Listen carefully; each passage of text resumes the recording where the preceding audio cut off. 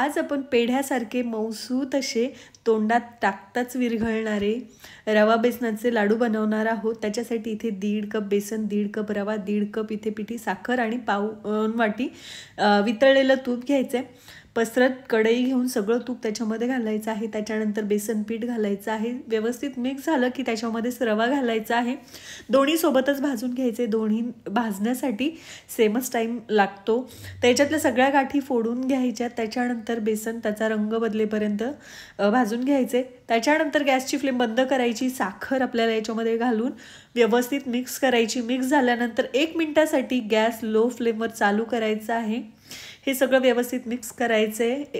चमचाभर वेलची पूड घालायची आहे। हे काढून आपल्याला एक 15 ते 20 मिनिटासाठी झाकण ठेवून थंड होण्यासाठी ठेवायचे। याच्यानंतर काही ड्रायफ्रुट्स घालून मिक्स करून याचे लाडू वळून घ्यायचेत।